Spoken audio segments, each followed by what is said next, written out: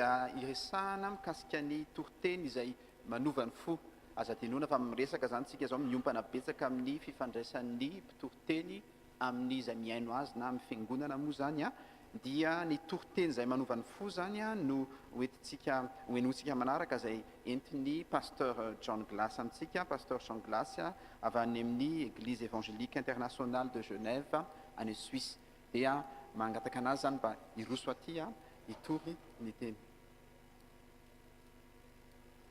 io izy io zany tamin'izany fotoana.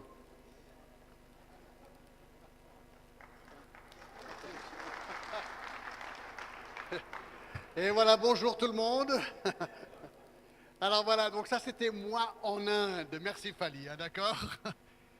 Et juste pour vous dire, alors donc ce que j'ai pas raconté, c'est qu'après ma conversion en Inde, eh bien je suis rentré en Suisse, ensuite aux États-Unis pour terminer mes études. Et pendant ces années, ce que j'aimais, c'était la parole de Dieu. Et donc, après l'université, je me suis coupé les cheveux, d'accord ? Comme maintenant. Et je suis devenu steward dans les compagnies aériennes Panam. Vous savez, le café et le thé. Et j'ai rencontré la plus belle hôtesse de l'air du monde, mon épouse. Voilà, je l'ai épousée. Et de là, le Seigneur m'a vraiment appelé dans le ministère. Je suis allé en Californie faire mes études de théologie. Et ensuite, ça fait maintenant 35 ans que nous sommes missionnaires en Suisse et en France.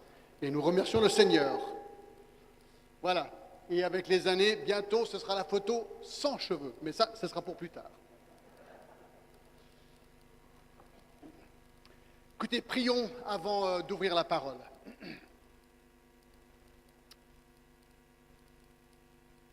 Prêche la parole. Seigneur, merci pour le texte que nous venons d'entendre. Et merci pour ce commandement si clair, si net, si percutant, Seigneur.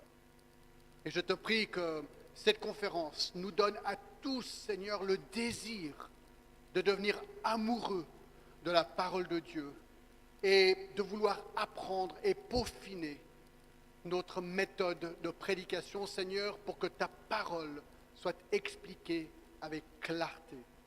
Seigneur, fais ton œuvre dans chaque cœur ici. Et nous te remercions au nom de Jésus-Christ. Amen. Alors pour ce matin, on m'a demandé de prêcher sur un sujet très intéressant. Le voici. La prédication qui change les cœurs. La prédication qui change les cœurs.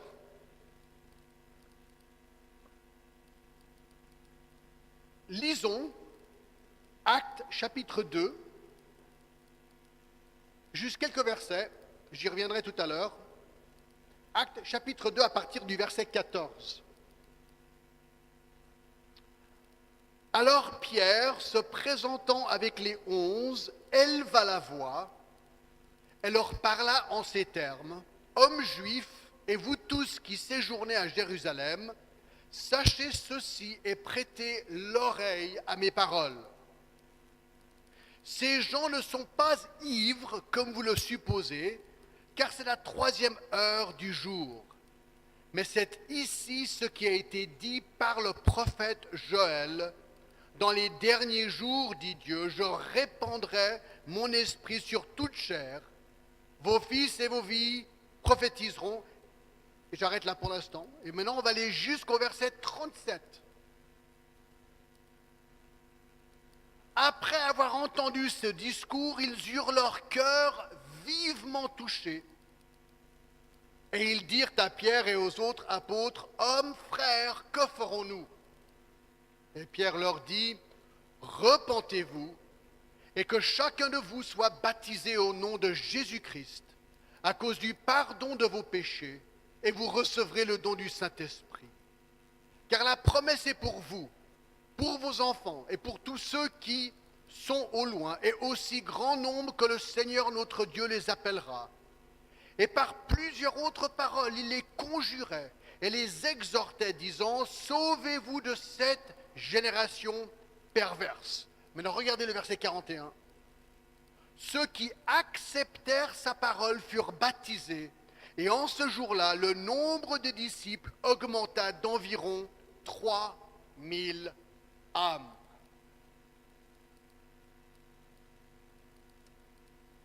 Mesdames et messieurs, voici un sermon qui a changé des cœurs. Alors quand je lis un sermon comme ça, je me pose la question, et cette session va être assez pratique, d'accord? Je me pose la question, mais quel genre de prédication change les cœurs? Dit autrement, quel genre de prédication incite les gens à écouter avec un désir de changer?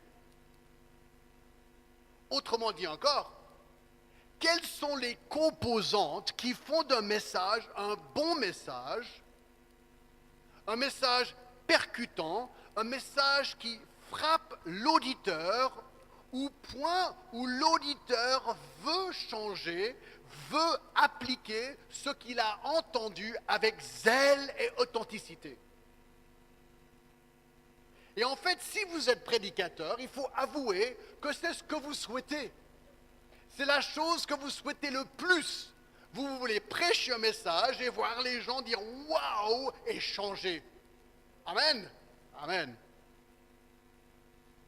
Le problème, c'est que la plupart de nous savons tous que nous sommes probablement des prédicateurs moyens. Et que parfois nous sommes surpris lorsque nous donnons un bon message. En fait, il y a un grand prédicateur qui s'appelle Spurgeon. Et Spurgeon a dit que tout prédicateur prêche au moins un bon sermon par année.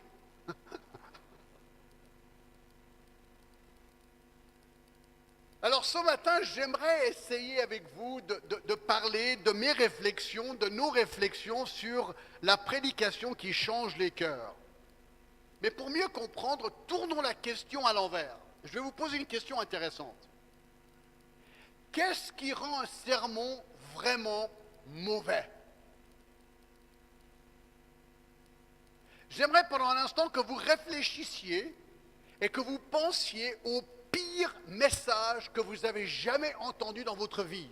Le pire sermon. Alors moi, je me rappelle du pire sermon que j'ai jamais entendu. J'étais à New York.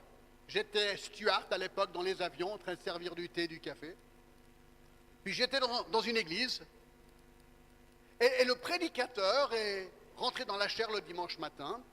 Et il prêchait sur le livre d'Ésaïe. Et il commençait le livre d'Ésaïe. C'était son premier message. Et je m'en souviens très bien encore aujourd'hui. Le message entier était sur comment prononcer le mot Ésaïe en anglais. Est-ce qu'il faut dire Isaiah ou Isaiah? Je ne blague pas. Pendant 30 minutes, Isaiah ou Isaiah ou Isaiah ou Isaiah. Et il a conclu avec Isaiah. Alléluia. Non. C'est quoi comme message ça, d'accord? Alors, je me suis posé la question, mais pourquoi est-ce que ce message était si mauvais? Et pourquoi est-ce que je me rappelle 38 ans plus tard, sans jamais l'avoir appliqué? Parce que moi, je dis Isaiah encore. D'accord? Alors, je crois que le sermon était mauvais parce qu'il n'était ni biblique, ni centré sur Dieu, ni centré sur Christ, ni théologique, ni doctrinal. Il était sans pertinence, avec aucune application. Bref, ce message n'avait rien. Rien. La seule bonne chose que ce message a fait pour moi était de m'aider à formuler une prière. Et j'ai demandé au Seigneur de ne pas faire de moi un prédicateur ennuyeux, d'accord? et de passer mon temps à se demander comment on devrait prononcer un mot, parce que je prononce beaucoup de mots mal. Non, Spurgeon a dit qu'un prédicateur ennuyeux est une contradiction de termes. Il a dit être ennuyeux avec la Bible est impossible. Le message de la Bible est le sujet le plus intéressant, le plus passionnant, le plus absorbant de l'univers, et l'idée qu'il puisse être présenté d'une manière terne et ennuyeuse fait sérieusement douter que les hommes coupables de cela n'ont jamais vraiment compris la doctrine qu'ils essayent de prêcher.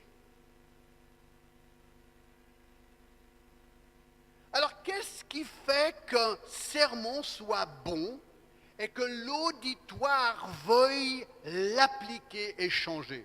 Alors, pour répondre à cette question, je voudrais faire deux choses avec vous ce matin. J'aimerais en premier analyser un sermon dans la Bible qui a eu un impact énorme sur les auditeurs et voir si nous pouvons glaner quelques principes. Alors, on ne va pas tout voir, ce n'est pas possible, mais juste quelques principes clés qui pourraient nous aider dans nos préparations de messages.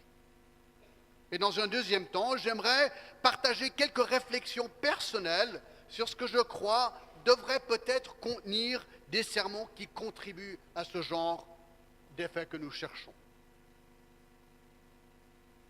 Donc, regardons en premier le sermon de Pierre, ce que j'appelle l'exemple suprême d'une prédication qui change les cœurs. Alors, on vient de lire une portion de ce message dans Acte 2. Alors, pourquoi est-ce que j'ai choisi celui-ci? Premièrement, parce que Pierre était prédicateur. Et Pierre, ce n'est pas n'importe qui. Je ne voulais pas examiner un sermon de Jésus parce que Jésus avait un léger avantage. Il était Dieu. D'accord? Mais Pierre, et c'est ce qu'on aime tous, je crois, avec Pierre, c'est que Pierre, son nom vraiment, c'était Monsieur Gaffe. D'accord? Il était un homme comme nous. Il n'était pas éduqué. Son métier était celui de pêcheur. Pêcheur dans le sens des poissons, n'est-ce pas? Mais il était aussi l'autre type de pêcheur. Il était passionné, ça c'est vrai. Il disait parfois, voire souvent des choses stupides. Il frustrait beaucoup de gens, inclus Jésus parfois. Il était bruyant. Je m'associe beaucoup avec lui, et peut-être vous aussi, surtout sur le dernier point. Mais ce que j'aime avec ce sermon, c'est que c'était le premier sermon prêché après la venue du Saint-Esprit. Donc, il est quand même important. Et en plus, et ça c'est vraiment la deuxième raison que j'ai choisi ce message, ou ce sermon, c'est à cause du verset 37. Parce que le verset 37 dit ceci: après avoir entendu ce discours, ils eurent le cœur vivement touché, et ils dirent à Pierre et aux autres apôtres: hommes, frères, que ferons-nous? Ah mais écoutez, ça c'est le verset rêve de tout prédicateur. Il résume parfaitement mon thème d'aujourd'hui, la prédication qui change les cœurs. Apparemment, ce sermon était tellement percutant que les gens qui écoutaient ont dit: ouais, Pierre, s'il te plaît, qu'est-ce qu'on doit faire maintenant? Qu'est-ce qu'on doit changer? Les gens ont été repris dans leur cœur. Et le résultat, mes amis, c'est que Pierre répond à la question en leur disant, verset 38, « Repentez-vous ». Moi, ce que j'aime avec Pierre, c'est qu'il tourne autour du pot. Ah non, non, pas du tout. Hein. C'est droit dans le mille. Repentez-vous et soyez baptisés à cause du pardon de vos péchés et vous recevrez le don du Saint-Esprit. Et il continue au verset 40 avec d'autres paroles. Il les conjurait et les exhortait. Sauvez-vous de cette génération, et paf, 3000 personnes se convertissent à Jésus-Christ là. C'est quand même incroyable. Ça, c'est le rêve de tout prédicateur. Alors ça, mes amis, c'est m'est arrivé une fois dans ma vie. Alors attention, Pas avec 3000 personnes, une personne, d'accord? C'est vrai. J'ai prêché un message, j'étais à Genève il y a bien des années en arrière, sur le retour de Jésus-Christ. Alors j'ai prêché avec vraiment la passion que je pouvais, parce que j'étais passionné par le sujet. Et à la fin de mon message, donc j'ai fait comme Pierre, hein, j'ai copié Pierre, repentez-vous, d'accord? Alors j'aurais dit à tout le monde de se repentir s'ils ne connaissaient pas Christ. Et à la fin du culte, une visiteuse, une dame qui visitait l'église, est venue me voir. Elle était là devant moi, elle a dit, Monsieur Glass, je ne vais pas quitter cette église jusqu'à que je sois certain que si Jésus revient aujourd'hui, je partirai avec lui. Je ne pars pas, je veux me convertir maintenant. Alors j'étais, ah bon? Je me dis, parce que je ne m'y attendais pas, quoi. Je me dis, c'est incroyable. Et cette femme, ce jour-là, quelques minutes plus tard, a demandé à Jésus-Christ de devenir son sauveur et son Seigneur. Écoutez mes amis, quand ça arrive sur le champ, après un message, c'est génial. C'est vraiment génial. Le Seigneur est vraiment bon. Alors on va examiner le sermon de Pierre pour voir si on peut dégager quelques principes qui nous aideront à prêcher comme lui. Alors, avant d'attaquer, juste une dernière chose, je ne prends pas en considération ici l'action souveraine de Dieu qui, lui, on le sait très bien, sauve les gens. Nous, on ne sauve personne. Acte 16 dit que Dieu a ouvert le cœur de Lydie pour qu'elle puisse comprendre et croire ce que Paul disait. Donc, on est tous d'accord, le Saint-Esprit travaille, Dieu travaille, c'est eux qui sauvent. Mais ce qui est intéressant, c'est que ces gens se sont convertis après le message de Pierre. Donc, comme on l'a entendu ce matin par Fali, nous prêchons, Dieu utilise notre prédication pour toucher les cœurs.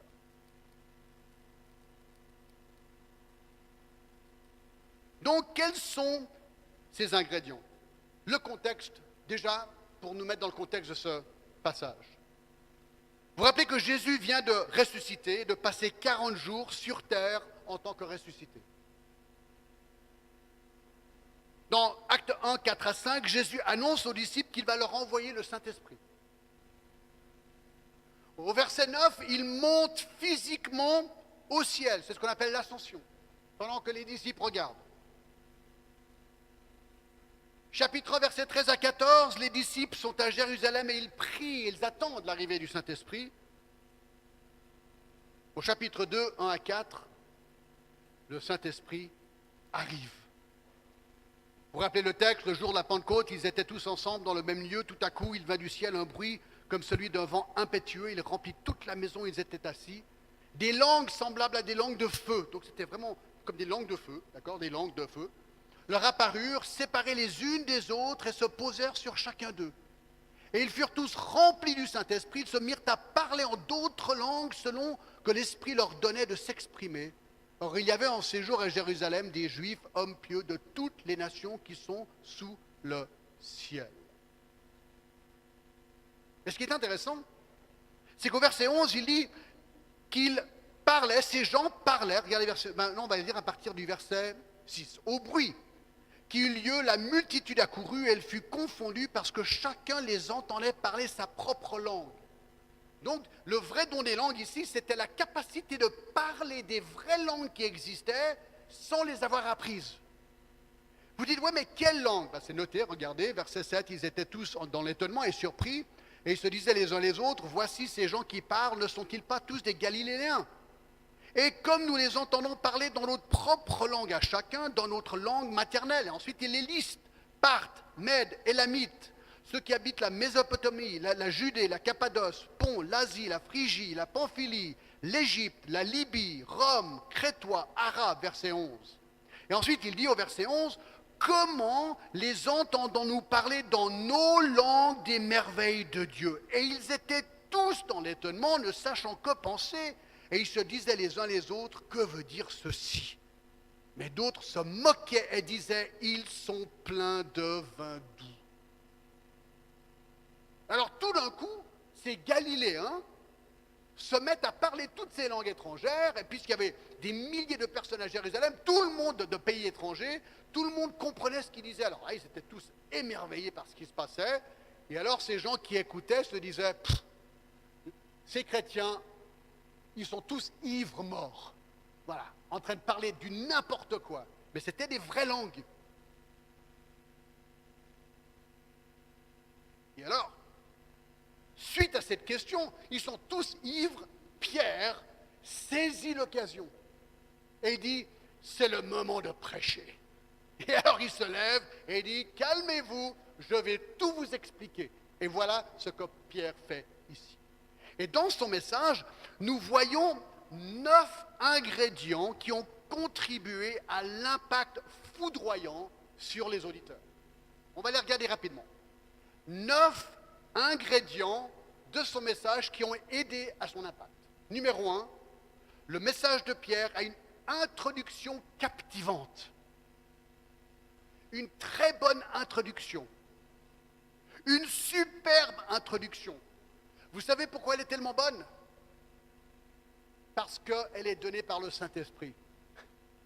Quand tous ces Galiléens sont en train de parler en langue étrangère, et personne n'y comprend plus rien, ils se disent, waouh, ils doivent être ivres.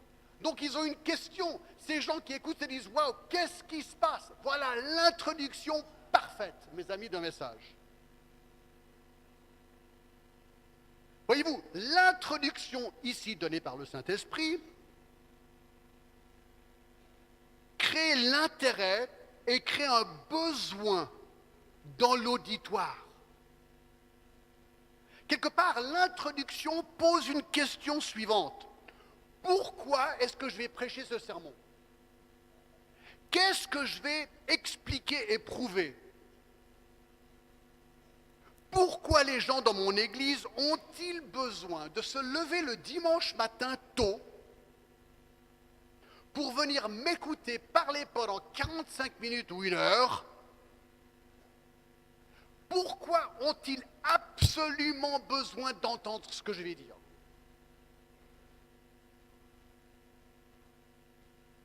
Eh bien, l'introduction explique, voici le problème que je vais répondre par la parole de Dieu. Alors, mes amis, vous avez maximum 2 à 3 minutes, globalement, pour une bonne introduction.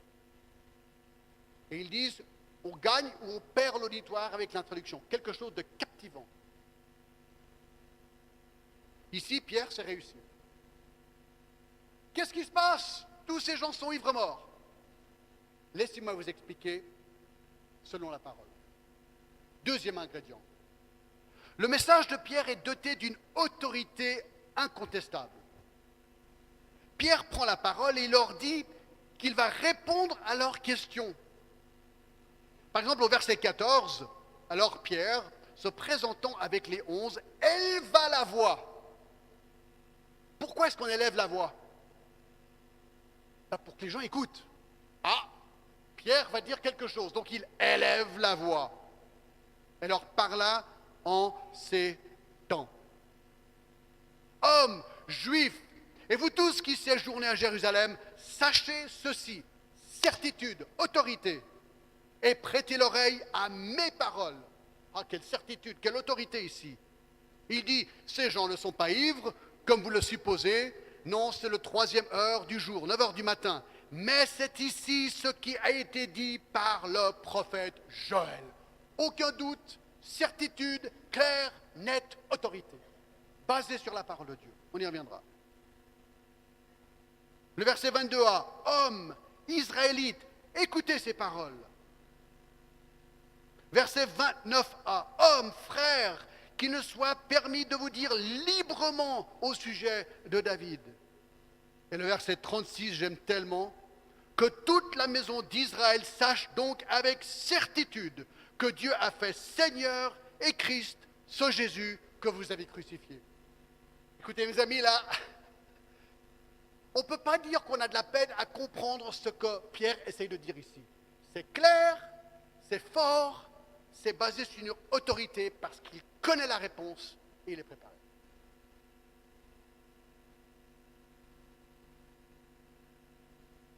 Voyez-vous, le prédicateur apporte les réponses aux questions des gens qui se posent. Et cela ne vient pas de nous, ça vient du texte de la Bible. On va voir ça dans 2 secondes. Ce n'est pas notre autorité, c'est une autorité qui est basée sur la parole de Dieu.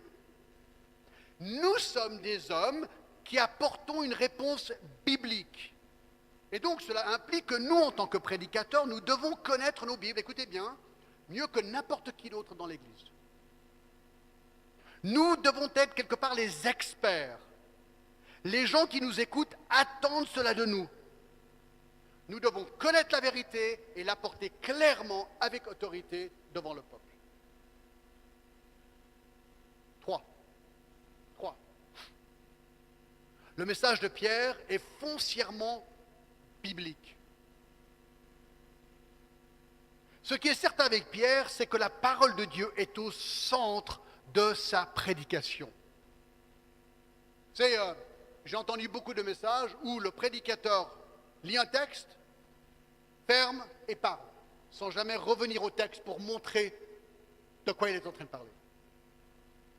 Non, Pierre est totalement basé sur la parole de Dieu. Il explique l'événement de Acte 2 en utilisant le texte biblique. Son autorité vient de son utilisation du texte. Alors, regardez, les versets 17 à 21. Il cite Joël 2. Dans les derniers jours, dit Dieu, je répandrai mon esprit sur toute chair, vos fils et vos filles prophétiseront, vos jeunes gens auront des visions, vos vieillards auront des sons. Jusqu'au verset 20, le soleil se changera en ténèbres et la lune en sang avant l'arrivée du jour du Seigneur, de ce jour grand et glorieux. Donc, il cite Joël 2 longuement. Les versets 25 à 28, il cite le psaume 16, les versets 8 à 11. Car David dit, verset 25, « Je voyais constamment le Seigneur devant moi, parce qu'il est à ma droite, afin que je ne sois point ébranlé, etc. » Psaume 16. Au verset 30, il fait référence à 2 Samuel 7, 12. Et au verset 34, au psaume 110, 1. J'ai fait un petit calcul. En fait, sur les 34 versets de son message, 11 versets sont des citations bibliques de l'Ancien Testament. C'est son texte biblique. En fait, 1/3 de son message, c'est la parole de Dieu. 1/3 de son message. Il cite les versets, puis explique. On verra ça dans 2 secondes encore. Ce n'est pas très compliqué. On cite la parole de Dieu et on l'explique.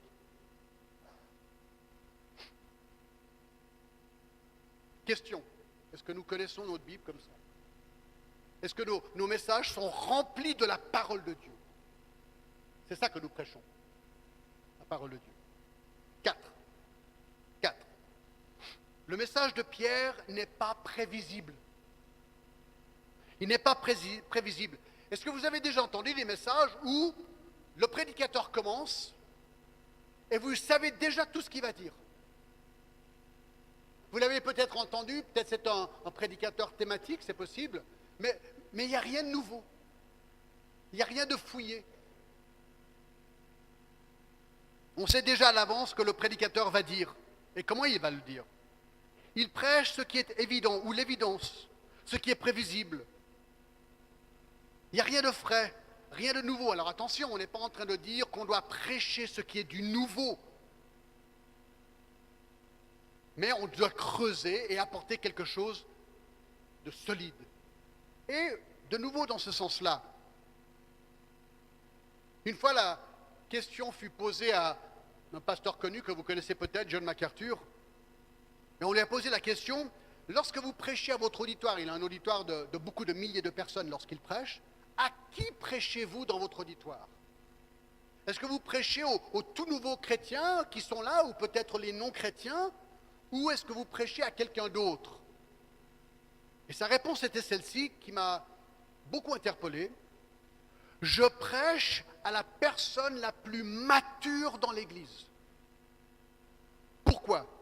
Il dit, je veux que la personne la plus mature reparte en disant, « Waouh, j'ai appris quelque chose d'important et de nouveau aujourd'hui. » Parce que si vous êtes la personne la plus mature dans l'Église, et vous n'apprenez pas quelque chose de nouveau, ben ça va être lassant après un moment.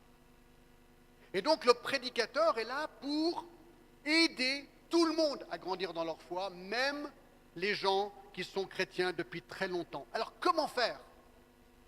Je vais en parler encore un petit peu dans les prochains points, mais une des manières de rendre un texte très intéressant, c'est par le contexte. Là, très rapidement, avant de regarder le message, on a regardé le contexte. Et le contexte fait ressortir le message. Tout d'un coup, on se dit, ah, c'est pour ça que ce message a été prêché. C'était vraiment important.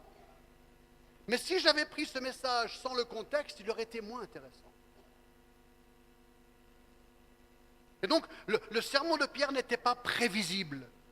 Il expliquait le pourquoi de la venue du Saint-Esprit et comment se convertir à Jésus-Christ. Et il l'a bien fait, bien sûr, c'était Pierre. 5. Le message de Pierre est centré sur Christ. Est centré sur Christ. Son message revient toujours à Jésus-Christ. Au verset 22 et 24, regardez, homme israélite, écoutez ces paroles. Jésus de Nazareth, cet homme que Dieu a rendu témoignage devant vous et par les miracles, des prodiges et les signes qu'il a opérés par lui au milieu de vous, comme vous le savez vous-même, cet homme livré selon le dessein arrêté, selon la prescience de Dieu, vous l'avez crucifié, vous l'avez fait mourir par la main des impies. Dieu l'a ressuscité en le délivrant les liens de la mort parce qu'il n'était pas possible qu'il soit retenu par elle. Et tout le message est toujours sur Christ. Verset 31, c'est la résurrection du Christ qu'il a prévu et annoncé. Verset 36, que toute la maison d'Israël sache donc avec certitude que Dieu a fait Seigneur et Christ ce Jésus que vous avez crucifié. Alors lorsque vous prêchez un message, posez-vous la question, comment est-ce que mon message se rapporte à Christ? 6. Le message de Pierre est bien structuré. Alors on a déjà vu le contexte. Et là, Pierre va expliquer ce qui s'est passé. Et il cite la proposition, c'est-à-dire l'idée centrale de son message dans le verset 15. Il dit, ces gens ne sont pas ivres, comme vous le supposez, car c'est la 3e heure, mais c'est ici ce qui a été dit par le prophète Joël. Il est en train de dire, tout simplement, en fait, il va le répéter au verset 33. Regardez verset 33b. Élevé par la droite de Dieu, il a reçu le Père, le Saint-Esprit qu'il avait... Élevé par la droite de Dieu, il a reçu du Père le Saint-Esprit qui avait été promis, et il l'a répandu comme vous le voyez et l'entendez. Donc, ce que Pierre est en train de dire ici, ce que vous voyez, ces gens qui parlent en langue, ce que vous entendez, ces langues étrangères, tout ça vient de Jésus.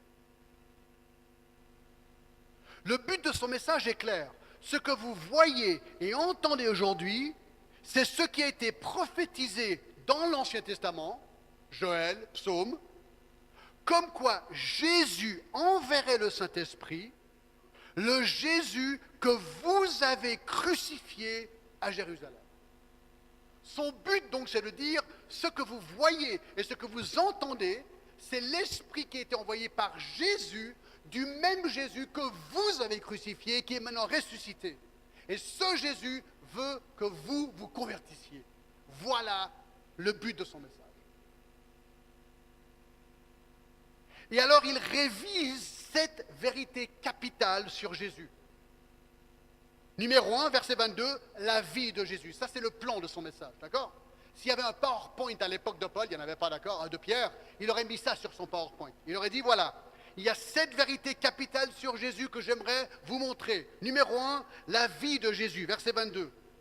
Numéro 2, la mort de Jésus, verset 23. Numéro 3, la résurrection de Jésus, versets 24 à 32. Numéro 4, l'ascension de Jésus, verset 33a. Numéro 5, le don du Saint-Esprit par Jésus, verset 33b. Et point 6, la seigneurie de Jésus, versets 35 et 36. Et point 7, le pardon de Jésus-Christ, versets 38 et 40. Écoutez mes amis, ce message, il a un plan parfait. Une phrase de proposition avec l'idée centrale, 7 points qui en découlent, avec une clarté absolue, texte biblique à l'appui.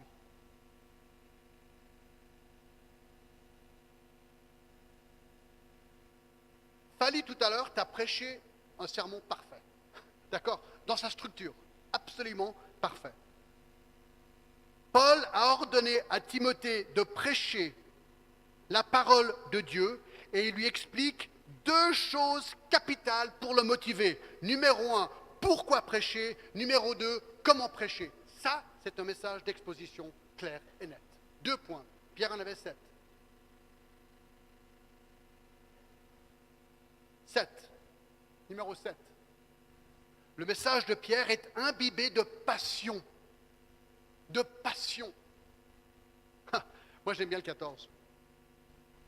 Alors Pierre se présenta avec les 11. Éleva la voix. N'ayons pas peur d'élever nos voix. Vous savez, Dieu nous a donné des moyens de communication.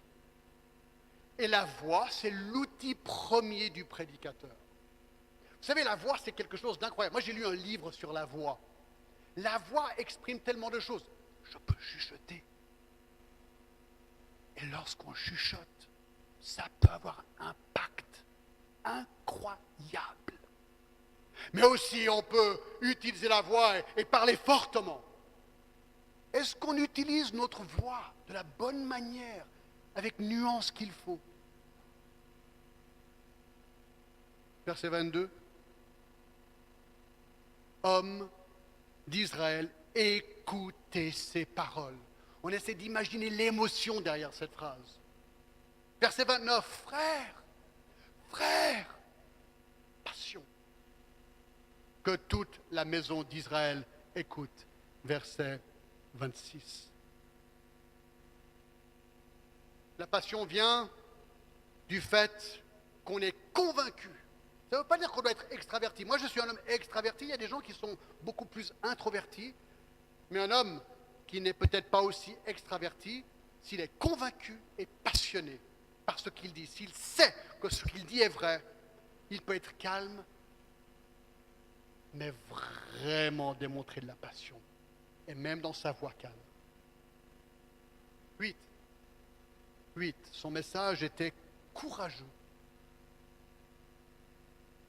Moi, ce que j'aime, verset 15, il dit, ces gens ne sont pas ivres comme vous le supposez. Il leur dit, messieurs, dames, vous avez tort. Point à la ligne. Vous avez tort. Non, ce que vous voyez, ce que Joël a discuté, vous êtes en train de voir un accomplissement de Joël 2. Courageux. Mais verset 29, puis-je vous dire en toute confiance à propos de David, humble mais audacieux. Il va expliquer quelque chose sur le roi David. Mais ce que j'aime encore plus, c'est le verset 38. Est-ce que vous dites ça dans mon sermon? Est-ce que vous dites ceci? Repentez-vous maintenant. Lui, il l'a dit. Pourquoi on ne le dirait pas?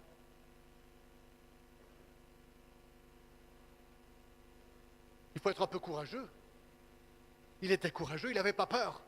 Il n'avait pas peur d'offenser les gens, sachant qu'il était biblique.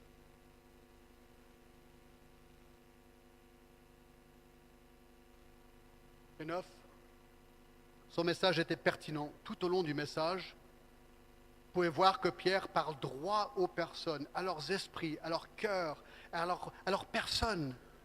Il communiquait de manière personnelle. Et on sait que les gens écoutaient avec intérêt parce que 3000 se sont convertis juste après. Non, mais il avait capté son auditoire, Pierre. Ils étaient là, ils étaient sur leur bord de leur chaise, ils écoutaient. C'est sûr qu'ils écoutaient. Parce qu'il fallait la réponse à ce qu'ils voyaient et ce qu'ils vivaient.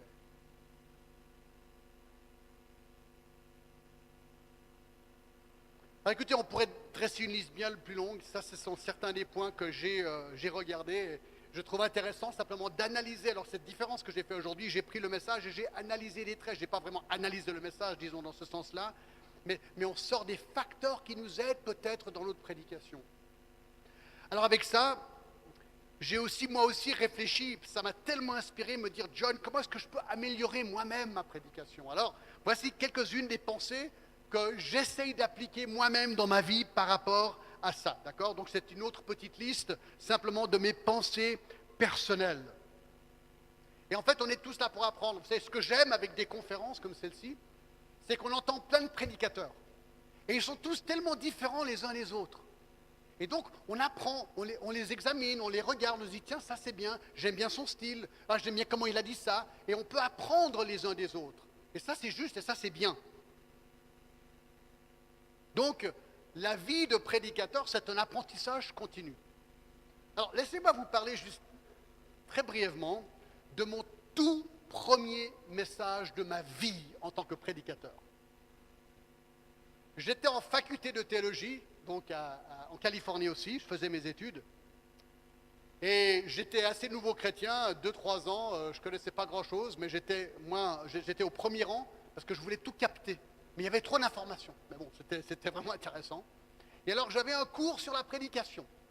Et alors on m'a donné un texte. Et le texte était Matthieu 15, sur la femme syrophénicienne, ou la femme cananéenne. Matthieu 15, 21-28. Alors j'ai potassé mon texte, je l'ai étudié, et je l'ai donné, je ne me rappelle plus exactement, dans la classe à un moment donné, mais j'avais un message, un.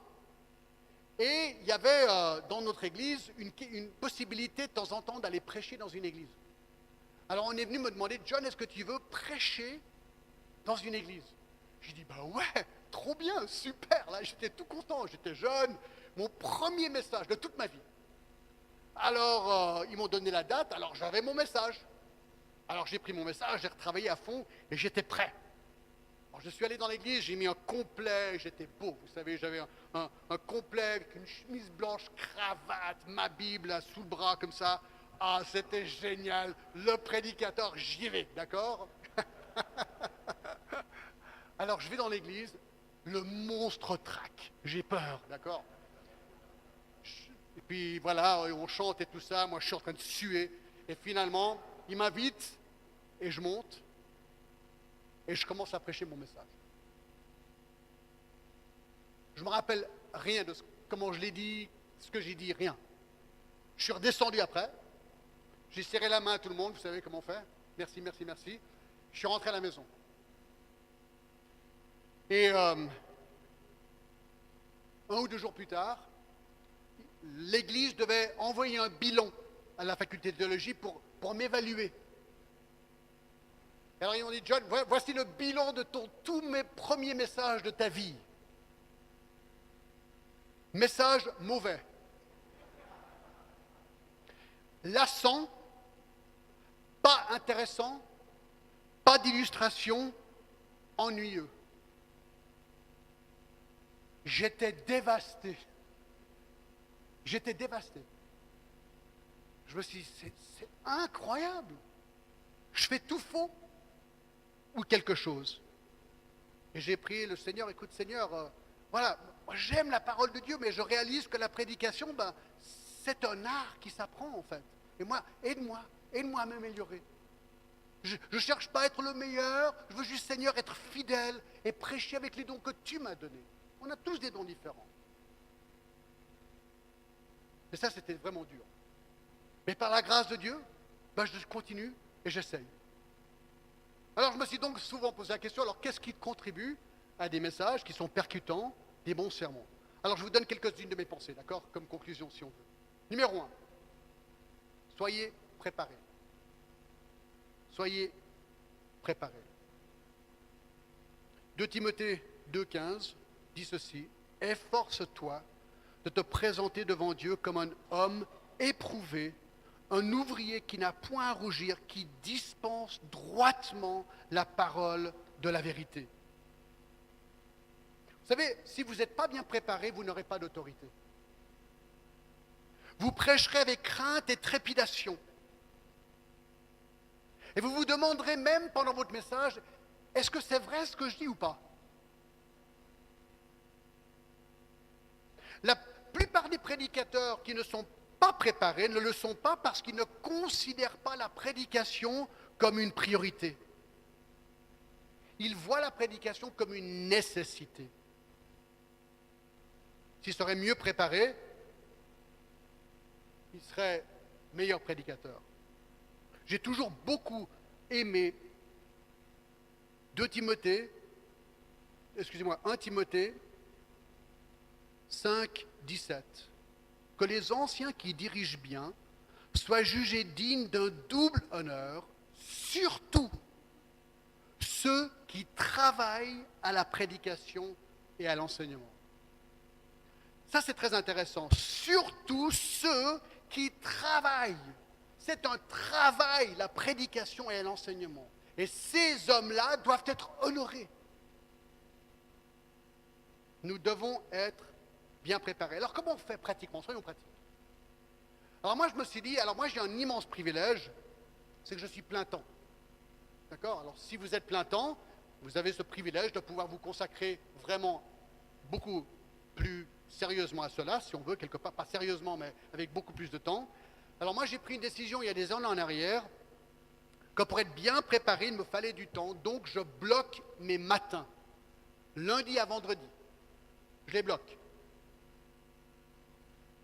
Et c'est à ce moment-là que j'étudie. Je commence lundi matin, 8h midi, pendant 5 jours. Donc, je ne prends aucun rendez-vous les matins, je ne réponds pas au téléphone, et j'essaye d'ignorer mes emails. Ça fait environ 32 ans que j'essaye d'appliquer ça. Et vous savez, les gens, si vous leur dites ça dans votre église, ils vont dire « Quoi ?» Alors, ils vont respecter ce temps si vous êtes bien préparé. Mais si vous leur dites « Écoutez, vous ne me dérangez pas les matins » et vous arrivez avec un petit message de 8 minutes, d'accord? Ils vont vous dire « Mais tu fais quoi tous ces matins ?» D'accord? Donc, si vous voulez du temps, c'est bien, mais ensuite, il faut livrer un message qui reflète le temps que vous prenez. Que faire si vous n'êtes pas plein temps? Il y a beaucoup de pasteurs qui ne peuvent pas être plein temps. Ils sont mi-temps ou ils travaillent sur le côté. Ben là, c'est beaucoup plus compliqué. Ça, je l'avoue. Mais vous avez quand même un problème de temps. Ça va être ou bien le matin, très tôt, ou le soir, très tard. Il n'y a pas 36 solutions, ou bien le week-end. Le problème, c'est que le danger, c'est que vous pourriez utiliser le temps libre que vous avez pour préparer vos messages et négliger votre famille. Et ça, c'est un problème aussi. Donc, c'est un jeu d'équilibrisme. Le problème, c'est que si tu es prédicateur, tu dois être préparé. Donc, il faut trouver un moyen. Il faut trouver un moyen. Deux. Soyez profond. Soyez profond. Je ne parle pas d'être intellectuel, je parle d'être profond, c'est différent. Voyez-vous, les gens veulent être nourris. J'ai toujours beaucoup aimé 1 Pierre 1, 23. Il dit, puisque vous avez été régénérés, non par une semence corruptible, mais par une semence incorruptible, par la parole vivante et permanente de Dieu, car toute chair est comme l'herbe et toute sa gloire comme la fleur de l'herbe. L'herbe sèche et la fleur tombe, mais la parole du Seigneur demeure éternellement. Et cette parole est celle que vous avez été annoncée par l'Évangile. Maintenant, il dit ça. Rejetez donc toute méchanceté et toute ruse, la dissimulation, l'envie et toute médisance. Désirez comme des enfants nouveau-nés le lait spirituel et pur, afin que par lui vous croissiez pour le salut. Nous, on a eu 3 enfants. Quand un bébé a faim, si vous ne le nourrissez pas, vous avez déjà entendu ce que ça fait? Ça fait énormément de bruit. Et quand l'enfant qui a faim a son lait, on peut l'entendre sucer parfois dans toute la maison. Tellement ils ont faim, ben voilà ce que votre auditoire veut. Les gens à qui tu prêches, ils se sont levés pour venir t'écouter parce qu'ils sont comme un nouveau-né et ils veulent boire cette parole. Boire, donne-moi la parole, donne-la-moi. Est-ce que tu leur donnes? C'est ça la question. Alors vous dites, ouais, mais comment faire? Écoutez, c'est super simple. Je vais vous donner un truc. Moi, j'aime les trucs et astuces, d'accord?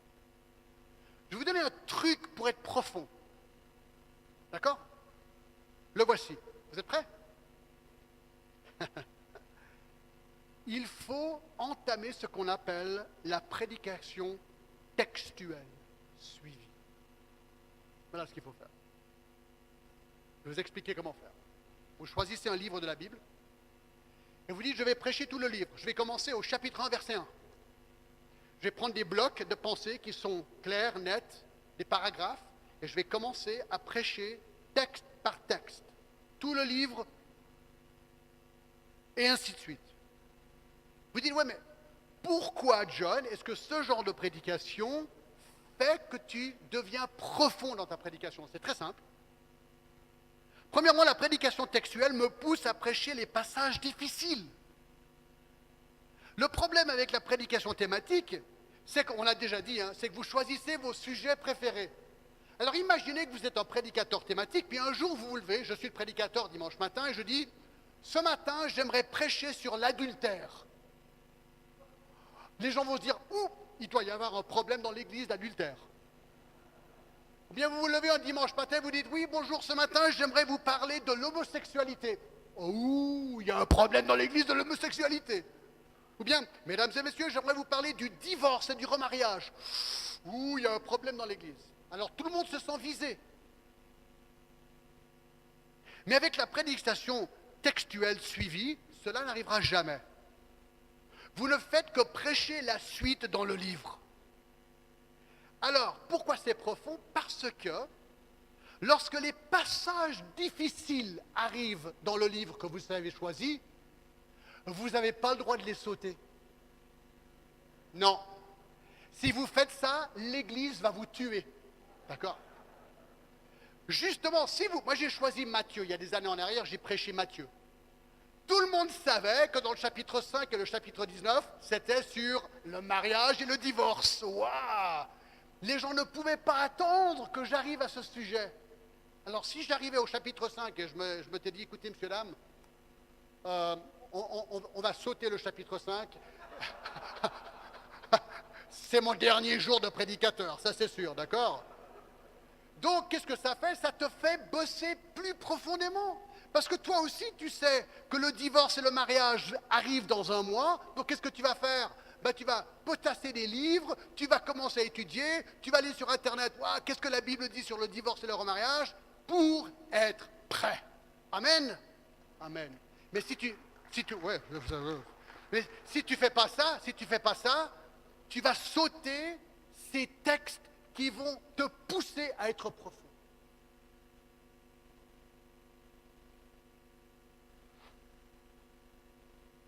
La prédication textuelle aussi aide mon Église à connaître mieux la Bible. Parce qu'eux, ils connaissent la Bible. Bible, passage après passage après passage. C'est super. Vous avez à la télévision ici des feuilletons qui ne terminent jamais, vous savez. On a un feuilleton, puis on veut la fin, et paf, non, il faut revenir demain, et on continue, et ça n'arrête jamais pendant des années. Vous savez ça? Voilà. En tant que prédicateur, c'est pareil, vous prêchez un feuilleton. Vous prêchez chaque livre de la Bible, et les gens veulent la suite. Donc ils deviennent accros. C'est une drogue, ils doivent revenir pour la suite. D'accord? Mais si c'est du thématique, c'est différent. Donc, c'est vraiment quelque chose de super et de génial. 3. On l'a déjà dit, soyez structurés. Soyez structurés. Moi, je pense que c'est une des clés pour la clarté dans un message, pour susciter l'intérêt, d'avoir un bon plan, quelque chose de clair, net. J'ai toujours décrit beaucoup de prédications, surtout en France. Je suis français, j'habite en France. Vous savez, il y a des artistes qui s'appellent les impressionnistes. Les impressionnistes, ils prennent la peinture et ils mettent des taches un peu partout. Et une fois que les taches sont là, tu recules et tu dis « Ah oui, je vois l'image ». Et beaucoup de prédications, j'ai l'impression que c'est ça. Je lance des vérités à droite et à gauche, je lance des vérités, des versets bibliques, et on espère qu'à la fin du message, ah oui, on a une sorte d'image. Non, je pense qu'une prédication systématique avec une structure, comme Pierre, 7 points, aide l'attention. 4, on l'a déjà dit aussi, soyez passionnés. Soyez passionnés. Ça ne veut pas dire que vous devez être extraverti. Écoutez, cette citation, elle est incroyable.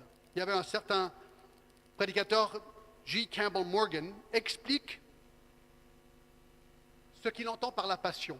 Il se souvient d'une discussion entre l'acteur anglais Mac Reddy et un pasteur très connu.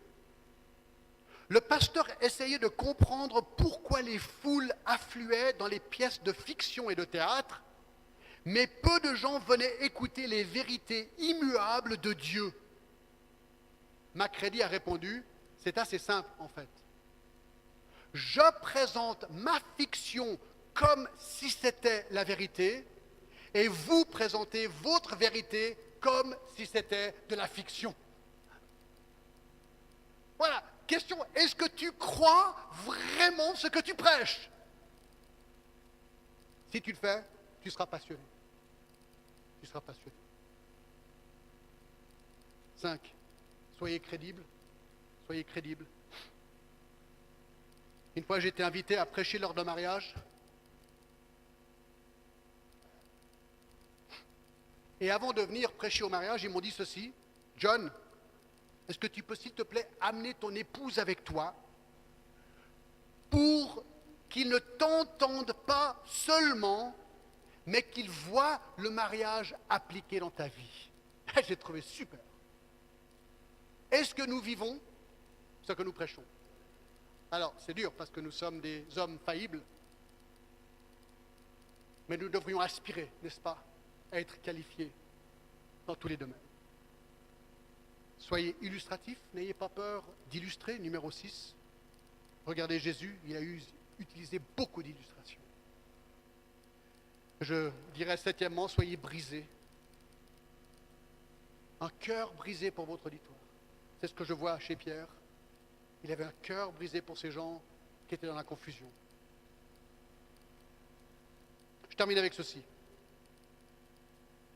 Jean Calvin était un des plus grands réformateurs, vous connaissez certainement son nom. Luther a commencé la réforme, Jean Calvin a vraiment écrit sur la réforme, et Jean Calvin a vécu à Genève pendant 25 ans. Écoutez comment ça se passait pour Jean Calvin en tant que prédicateur. Jean Calvin prêchait tous les jours, l'hiver à 8 heures du matin, l'été à 7 heures du matin. Bon, il avait un avantage, à Genève, c'était obligatoire d'aller au culte. D'accord? Il prêchait tous les jours, chaque 2 semaines. Il donnait 2 à 3 conférences en théologie par semaine. Il prêchait 2 à 3 fois par dimanche. Il avait toujours la même technique. Il lisait le texte, il expliquait le texte, il appliquait le texte.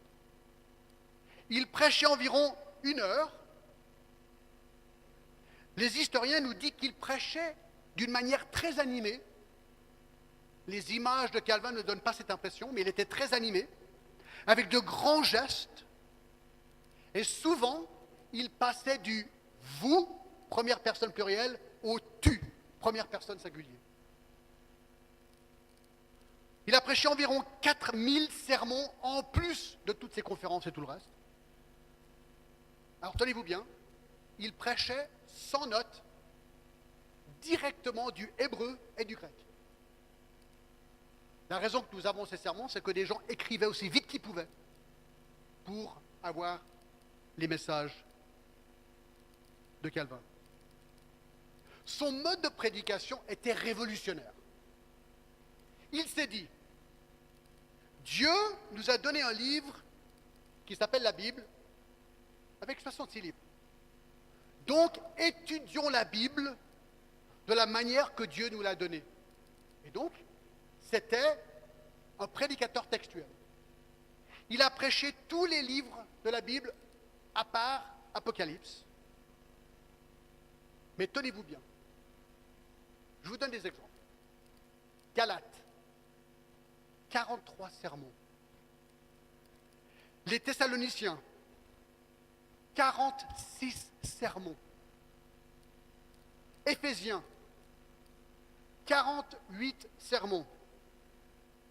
Alors, restez bien assis sur votre chaise, d'accord? Le livre de la Genèse, 123 sermons. Le livre de Job, 159 sermons. Le livre d'Ézéchiel, 174 sermons. Deutéronome, vous êtes prêts? 200 sermons. Maintenant, attachez vos ceintures de sécurité. D'accord? Ésaïe, oui, donc Ésaïe, d'accord? Vous êtes prêts? 353 sermons. Quel est le résultat de tout ça, mes amis? Ce qu'on appelle la réforme. Ce type de prédication a littéralement changé le monde. Que le Seigneur nous aide, là où il nous a placés, dans mon Église, qu'elle soit grande ou petite, c'est égal, d'être fidèles à ce genre de prédication. Et ensuite, soyons des observateurs et voyons ce que Dieu va faire. Amen. Amen. Que Dieu vous bénisse.